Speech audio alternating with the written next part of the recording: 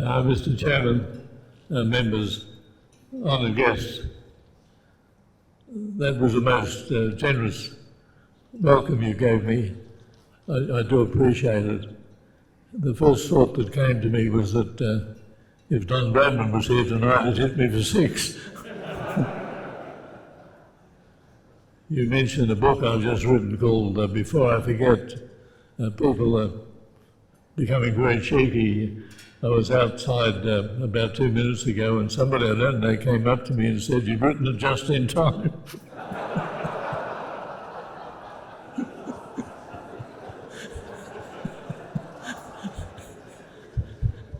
But you're very generous. Thank you very much for your words.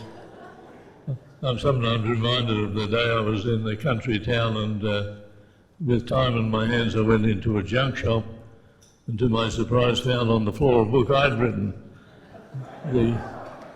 I thought it was probably worth $10. When the owner of the shop came up to me, I said, I thought slightly aggressively, if you found anything amongst that junk I didn't let on. I said, I'd like to buy the book. She turned over the inside cover and found in her own pencil writing $2. She said, $2 for a book by Blainey, you can have it for $1.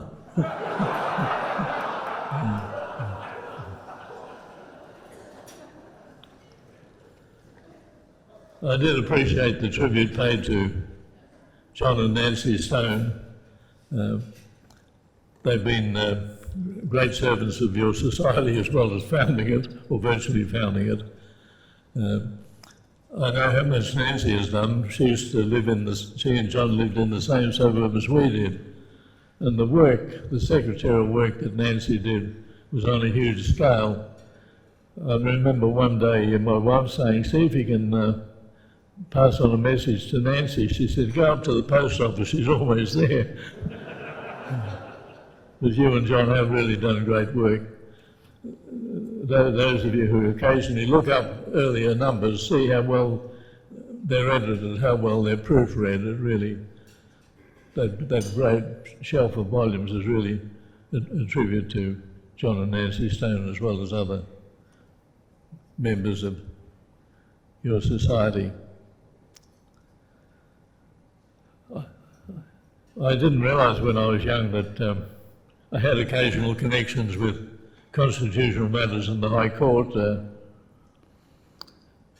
I remember when I was little in Leongatha, a very sad event happened. A girl we used to play with, aged about 6, rather a tomboy. She used to play with my older brother and play with me, and we got on very well. And one day the news passed through the town that she'd been murdered. It was only a small dairying town in Gippsland, but the police soon arrived and there was great questioning, and eventually a man living just close to us was arrested on the charge of murder, and he immediately confessed to other murders that he'd committed. I remember it was in my first year at the Leongatha State School, and the children from the school, were certainly our grades, were lined up on the side of the main street for the funeral to pass through on the way to the cemetery. And I was standing there, I suppose we were nervous or not sure what we were there for, but the hearse came up and the mourning car and the big procession of followers, and I looked up and to my surprise, there was my dad sitting in the front of the hearse or the mourning coach. Being very young, I didn't realise he was a Methodist minister, that one of his tasks was to conduct funerals. I waved to him, but he didn't wave back. It was quite a famous case. He was sentenced to death in the days when hanging still took place. There was a question of whether he was insane, or slightly insane, and it led to an important dispute between two of Australia's most famous lawyers, Sir John Latham and Sir Owen Dixon, both taking different sides on the question of whether the guilty man was insane. Eventually he was hanged. Of course I had no idea, being younger, that there was a High Court let alone of the constitutional implications. In 1947, I think it was, I used to go down to work for an uncle. He lived in the potato country in Colac and the volcanic country. I rode my bike down there several times, which was a very long way in the face of a headwind. But I used to love driving the tractor. I was underage, and I could drive along the roads without any policemen interfering. One day, my uncle came to me and said, "There's a big meeting in town," and I went with him in his truck to the biggest hall. I suppose it was the Shire Hall. A huge crowd there. I think very few women, but a huge crowd. And not long previously, Mr. Geoffrey, as Prime Minister, had announced that he and his Labour Party were going to nationalise the banks. And here were these hard-working farmers, all on very small holdings because the soil was rich, wondering what would happen to them if there was only one bank in Australia before long, or a state bank plus the Commonwealth Bank. What would their creditworthiness be? What if they offended the manager? There was an air of tension and indignation in the room, and I was, like most Australians at the time, a slightly left-wing. I suddenly realised what it was like to be a small producer and to have your future clouded by political events that had taken place quite suddenly without any foretaste of them in the previous election. That, of course, became one of the great constitutional issues, didn't it? And a long series of arguments ensued, including the Melbourne City Council, and I think I'm right in saying that the bank nationalisation case did go, didn't it, to the Privy Council? And I had another interest in constitutional matters. When I was 18 or 17, I had a great desire to go to Sydney, and a friend of mine, later a judge, Alan Dixon, we said we'd go. We didn't have much sense of geography because we went to the Commonwealth Employment Service and said we'd like a well-paid job, and they said go to Redcliffs for the grab picking. So we hitchhiked up to Redcliffs and earned such money, such huge money, because we worked all day, that we earned more money than we needed in the space of 10 days. To the dismay of the fruit grower, the dried fruits man, we said we were leaving. We thought we'd hitchhike to Sydney, but there was still petrol rationing on. And we went across the river from Mildura to Golgol, and we hitched, and eventually we got to Balranald, a short distance, and people said, "You've got no hope of going to Sydney, there's no traffic to Sydney." With petrol rationing, there was very little traffic. We worked our way down the Murray River, and eventually we found we were in Shepparton. And that night a truck driver said, "We'll take you to Benalla if you get on top of the load." It took us about 3 days to go from Mildura to Benalla, and then we were on the Hume Highway. We felt we were safe. But in those days, Section 92, about free trade between the states, didn't really apply. The railways controlled their own domain, and the railways stopped trucks from carrying heavy loads to Sydney, and New South Wales did the same. We eventually reached Sydney and saw the amazing harbour and revelled that we'd only taken 22 days to reach Sydney. And then we came back, but I realised that it wasn't just petrol rationing at that time, but the interpretation of Section 92 was so harsh that traffic, haulage traffic, on the roads between Melbourne and Sydney was almost nil. I think there was a famous case in the early 1950s, was it Hughes and Vale versus the New South Wales government, where free trade was somehow rather reinstated, if I understand it correctly. So here I am amongst so many lawyers with a few constitutional nails in my pocket. Can I say something about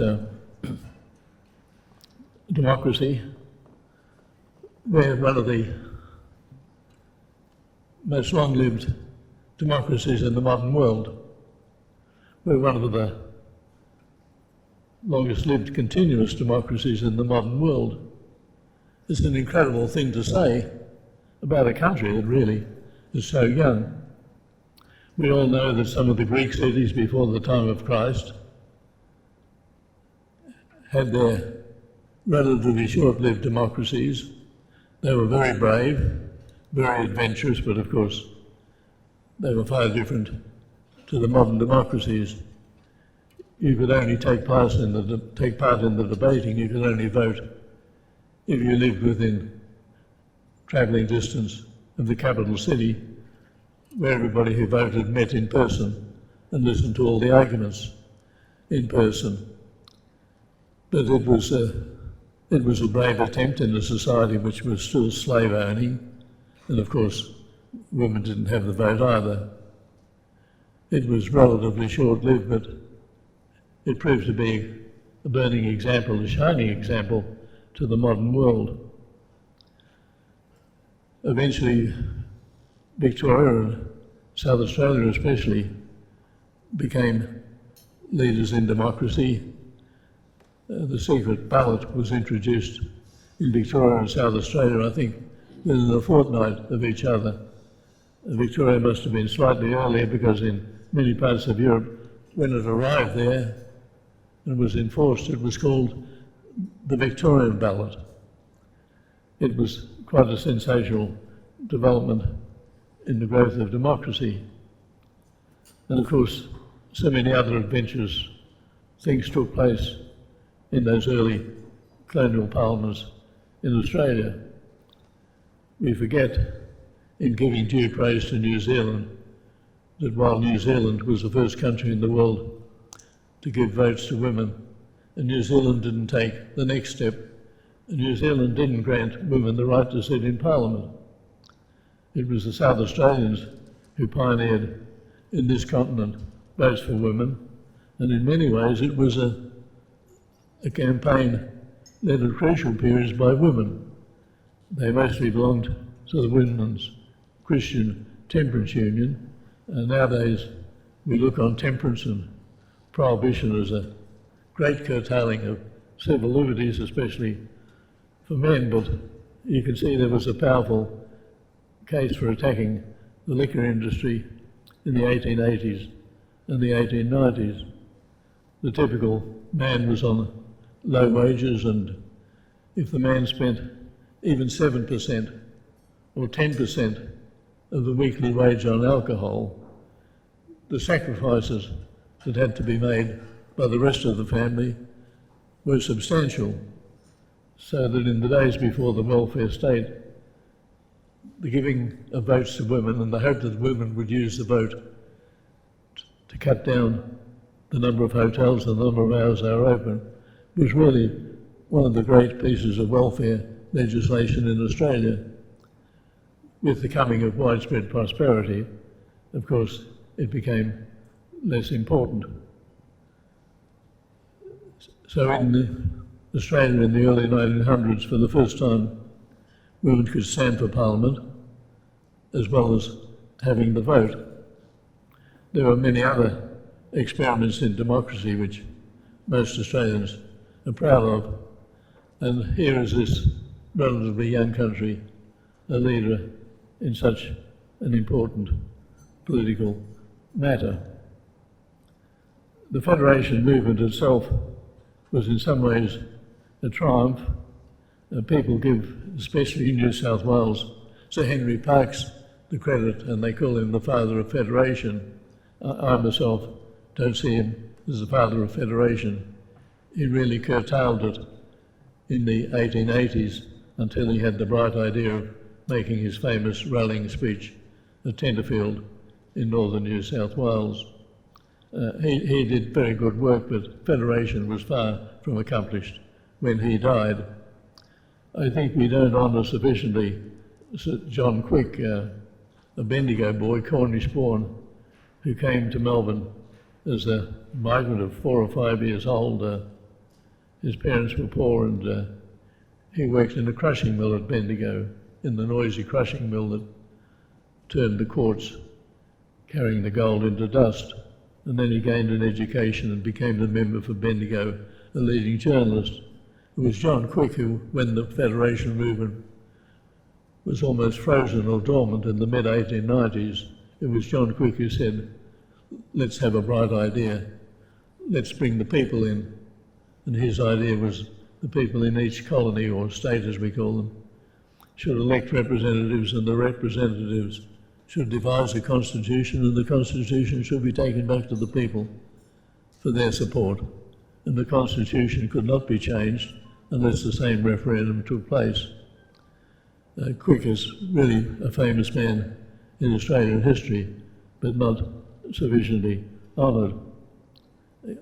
You have to give praise to those people in the capital cities and the country towns all around Australia who believed that we should federate, that we should have the federal system rather than a central system. The voting was often very narrow.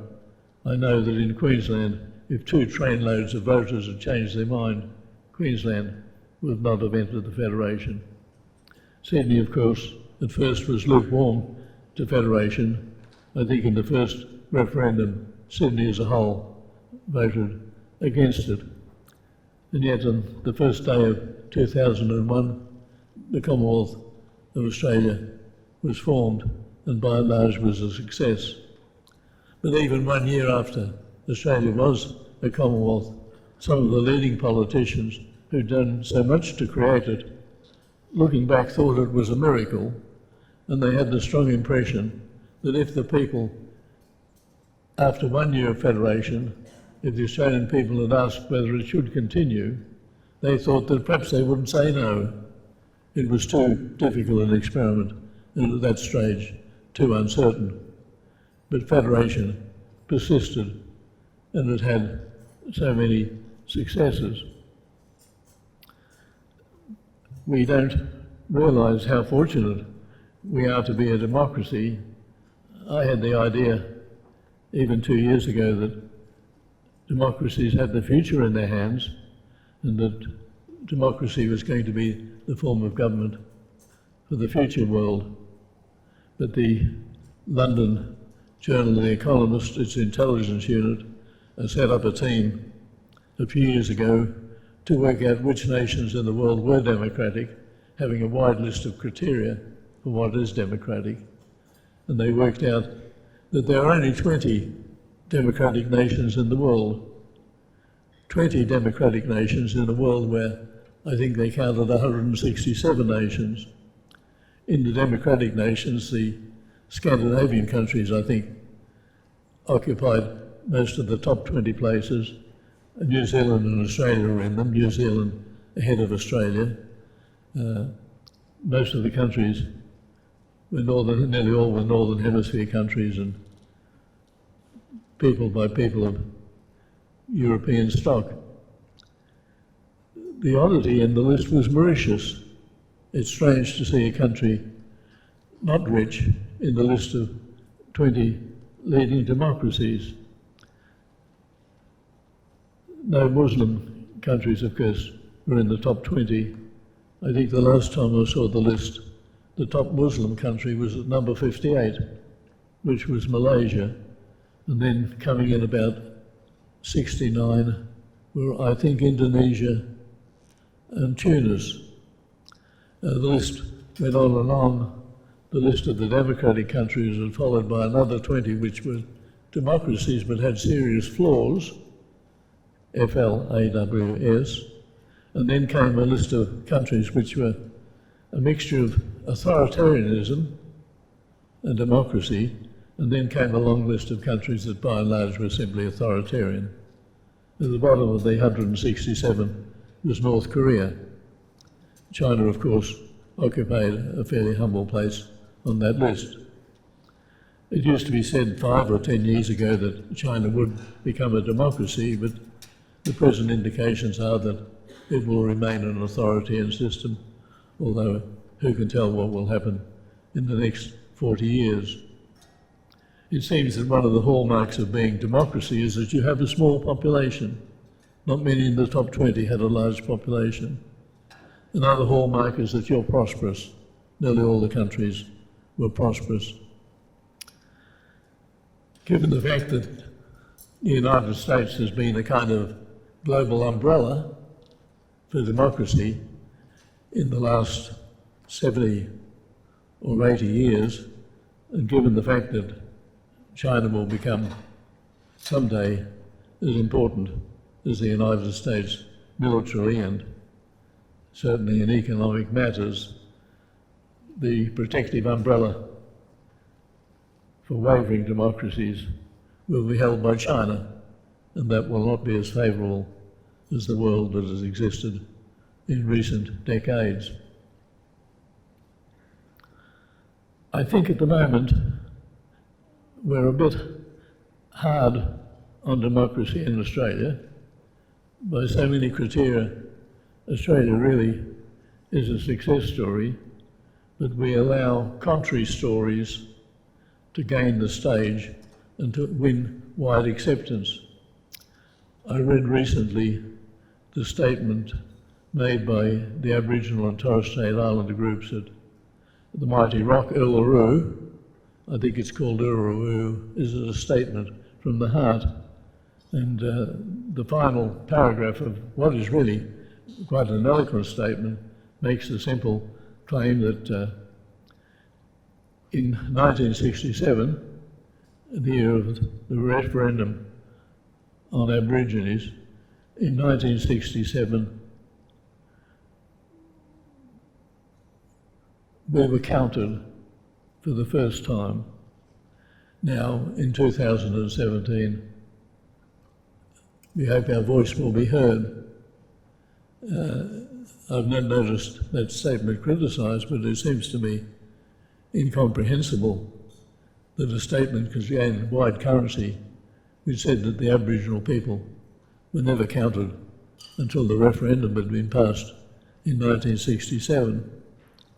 And the statement is made so widely, and if I were a young Aboriginal and politically inclined and was told that until 1967 my ancestors were no better than sheep, and that the sheep were counted in Australia, but the Aboriginal were not, I would feel fairly indignant.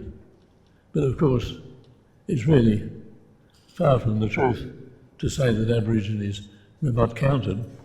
The Aborigines were counted in the census of 1961, some years before the 67 census took place. They were counted in the preceding census and the preceding census, going back and going back. In fact, I'm pretty sure that more attempts were made to count Aborigines than mainstream Australians, if that's the right phrase, in the period since 1901. And even if you go back before 1901, there are many attempts to count the Aborigines, but so many of them have been living in remote places, so many of them living a semi-nomadic existence, it was impossible to count them. And of course it's said that Aborigines never had the vote until a few years after 1967. But in the 19th century, in some of the colonies in Victoria and South Australia, Aborigines could vote if they wished. I don't suppose many of them voted. It seems to me wrong that we do an injustice to our political pioneers if we don't give them credit for attempting what is really a very difficult task. Could I just say a word briefly about democracy and defence?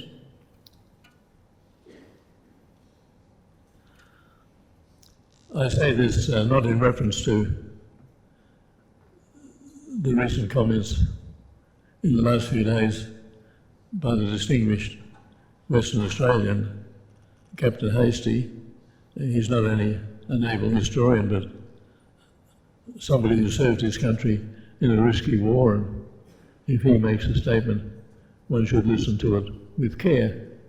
I don't make these statements because he's made them, I make them because the views I'm about to express I've held for a long time. In 1973 I wrote a book on the causes of war. The views expressed in it I still maintain. My view on democracy and national security is that in many situations I don't think a democracy is quite alert, quite as effective as a dictatorship or a semi-dictatorship on the eve of war. Probably, and there are exceptions, a democracy is slower to prepare for war, although once war is underway, if the democracy survives the first onslaught, the democracy is more effective in harnessing ingenuity, resources and patriotism. But democracy seems to have the difficulty that public opinion is quite divided on whether a country should be able to defend itself at short notice or whether there are other ways of solving the problem. It's widely said by large groups of Australians, especially in intellectual circles in the social sciences, that Australia should be neutral in the event of war. It's a good idea, and if you could be neutral and get away with it, surely something has to be said for it. But you can only be neutral by consent. It's no good a country saying we're neutral now if the enemy arrives outside your main harbours and begins to sink the ships on the coastal sea lanes. History is full of countries which said they were neutral or would like to be neutral, and the country about to attack them rejoiced in such good news.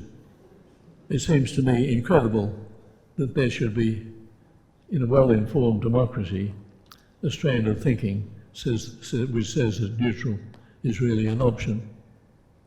I sometimes read too that a section of Australians say that since war requires sacrifices of all the people themselves must decide. And in theory, that's a good idea.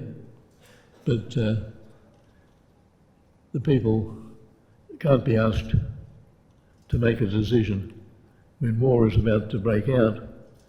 You can't expect Parliament to be suddenly assembled and Parliament to set out to debate the question, will we defend ourselves, will we go to war, or will we not?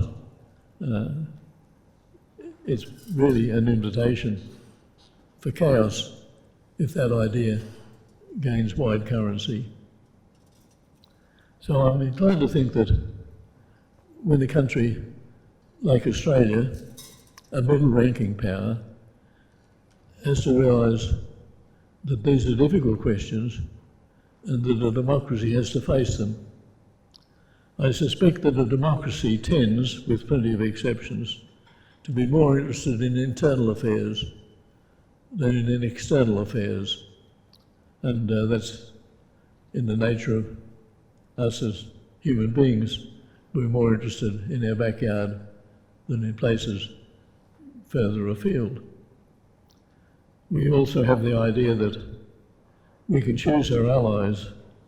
I'm not sure if you can choose your allies. We sometimes read our history strangely. When Australia in 1940, 1941 was in extreme danger, France had fallen, the Soviet Union was invaded by Germany, Japan was about to enter the war in Southeast Asia. In a time like that, we thought that we could choose our allies. Britain was our ally, a great ally, for a very long time, but Britain was overwhelmed by the number of fronts on which it was fighting in 1941 and in 1940. We couldn't depend on Britain.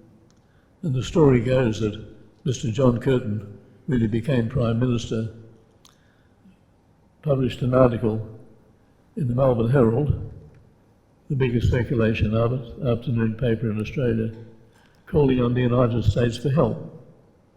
And the article was published in the Saturday edition, and then the news was cabled to the United States and Britain. I think it was published late in January, and we like to think that Mr. Curtin, with the support, of course, of the other major political parties, was appealing to an ally for help, and that the ally came and gave help. We forget that it was the United States that made the decision whether to help Australia or not. It made the decision long before Mr. Curtin wrote his appeal for help. The United States made its decision, and at that time it was not an ally of Australia. The United States made its decision because it was defending the Philippines. General MacArthur was defending the Philippines, but the Philippines seemed certain to be lost. Japan remarkably had control of the air.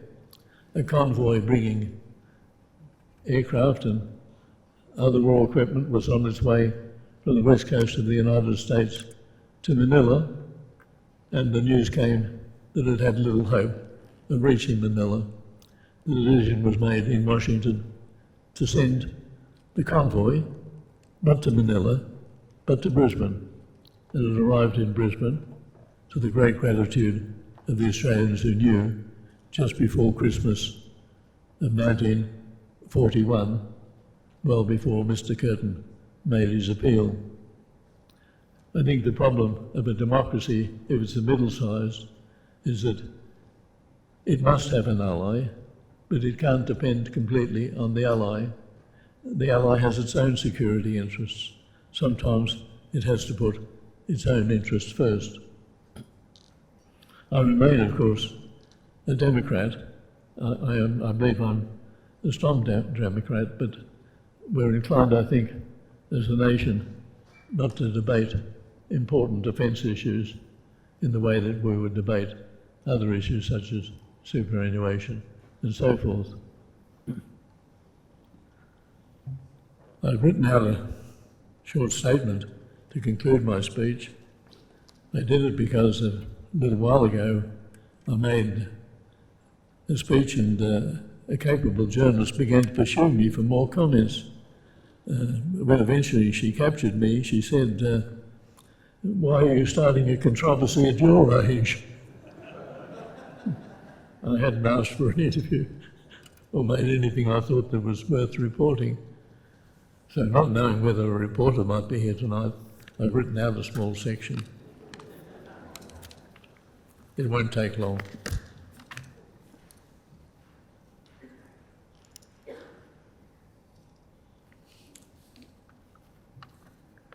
You always have to be careful that you've got the right sheet.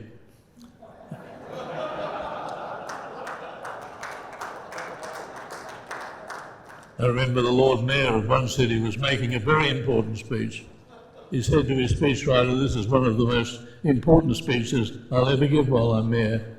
The speechwriter set to work and he gave the speech to the Lord Mayor not long before the Lord Mayor mounted the platform.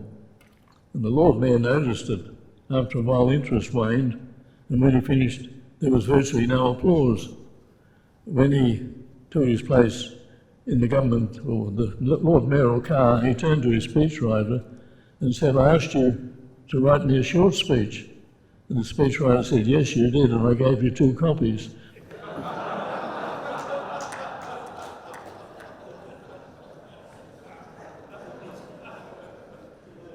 Before I forget,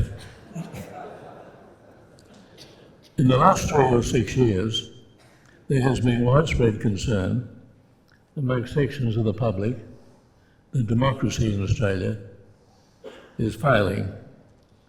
I suppose there is a case, from this point of view, though not a convincing case. The main statistical argument used by those who are disillusioned with democracy is that in the years between, I think, 2007 and 2019, in the last dozen years, there have been 7 prime ministers. But this is not such an unusual, this is not such a unique period. In the first decade of the Commonwealth, from 1901 to 1910, there were more prime ministers in a typical year than there were in the years that we've just experienced.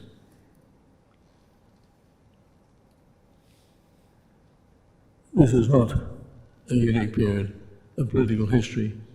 Interestingly, it's come after a period of remarkable stability we had between 1983 and the defeat of Mr. Howard in 2007, a period of 24 years. We had only 3 prime ministers, and that is one of the most stable, by some definitions, periods of governments in our history. In the federal history, there have been many political crises. They occurred the First World War, when the conscription of young Australians for service overseas was a burning topic. It divided the labour movement. In many ways, it divided Australia. Another political crisis was in the Great Depression of the early 1930s, when the Labor Party, under James Scullin, could not govern effectively because it was far outnumbered in the Senate.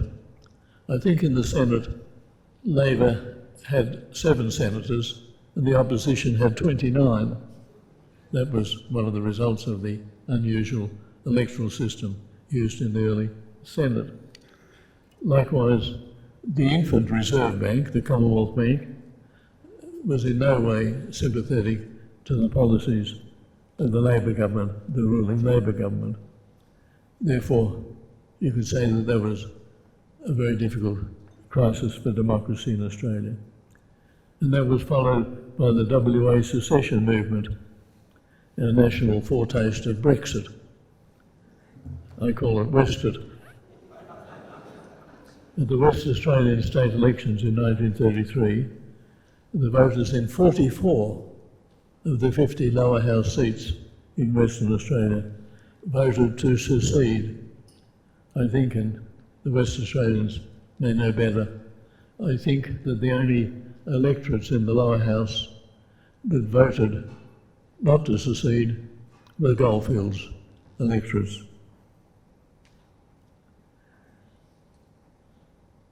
The arrival of the 3 federal ministers as peacemakers after that momentous decision in Western Australia, in other words, 3 men, wise men coming from the eastern states, only increased the indignation. Of course, if West Australia had seceded, and its petition to Britain failed, if West Australia had seceded, then sometime in 1941, Western Australia would have rejoined the Federation with the fear of the Japanese innovation so imminent. An acute deadlock gripped the federal parliament in 1940 and 1941, when the nation was at war and in some peril. The crisis was resolved without an election, 2 months before the Japanese attacked Pearl Harbor. That is a dangerous crisis, isn't it? When, unknown to the Australians, the country is in some danger, and here it's impossible to gain agreement in the federal parliament. Incidentally, Mr Menzies, then the lead Prime Minister, and John Curtin, who succeeded him, maintained harmonious personal relations throughout the wartime period, a harmony not so visible in Canberra in high places in the last 10 years. Most of us remember the constitutional crisis of 1975, when Mr Whitlam was set aside by the Governor-General and then by the Australian electorate. All the serious crises, but there was an outcome.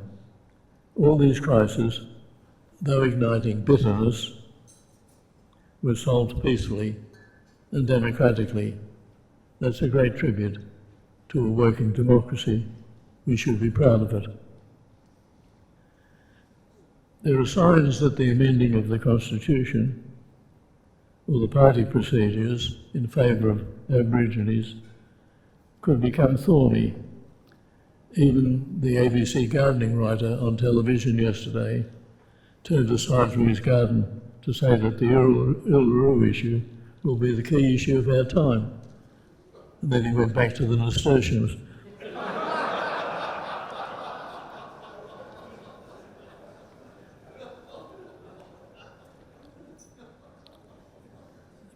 Next year is the 250th anniversary of Captain Cook's remarkable voyage along the east coast of Australia. It's a voyage worth celebrating. Aborigines say quite rightly that their ancestors also discovered Australia. And of course, that's true in another sense. I myself think it would be sensible if the Australian government erected, not on behalf of Aborigines, but on behalf of all Australians, a simple monument that honours the first discoverer of Australia. That discovery happened more than 50,000 years ago. We do not know yet whether it took place on the present Australian territory or the present PNG territory. At the time those two territories were united by land, the probabilities are that the first discoverer of Australia, when New Guinea and Australia and Tasmania were one, the probabilities are that the first discovery took place in present PNG territory. That to me doesn't matter. It was a significant discovery in world history taking place at a time when the sea levels were much lower and simple voyages could take place from island to island.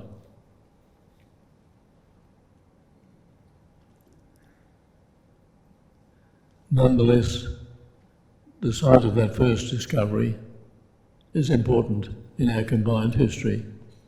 It's now under the sea and will remain mysterious. But in my view, it should be honoured. On what part of the coast the monument is erected is not important. It's just a symbolic memorial. That seems to me one of the simplest ways to prevent the celebrations of Captain Cook turning into a divisive issue. I hold the belief, I must conclude, and I've gone on too long, I hold the belief that most Aborigines and Torres Strait Islanders are far better off today than if they were living in 1788. I hold the belief that most Aborigines and Torres Strait Islanders are far better off today than if they were living in 1788. I hold that belief contrary to the Uluru statement, but I'm willing to drop that belief if sufficient evidence is forthcoming. It seems to me it is important to help those Aboriginal people. They are a minority of all who declare themselves Aborigines, a minority of those Aboriginal people who live in remote places and may not be better off. It is also sensible to tell others, indeed to tell the world, that the outside world has gained greatly from all those migrants who've reached this country since 1788. The people who've come here since 1788, the technology they brought, the systems of government they brought, they have made this land infinitely more productive and fruitful than it could ever have been in Aboriginal history. I would not be surprised if we could gather good statistics that in some good years, Australia produces enough food to feed 100 million people in the world as a whole. Surely that is an enormous benefit for mankind, and the idea that Australia should never have been entered by people who are capable of making the land more productive, the idea that they shouldn't have entered, is to me absurd. Above all, here in this continent, to our pride, flourishes a democratic society which offers freedom in a society where freedom is scarce. Above all, here in this continent, flourishes a democratic society which offers freedom in a world where freedom is scarce. Thank you very much. Long live Australia.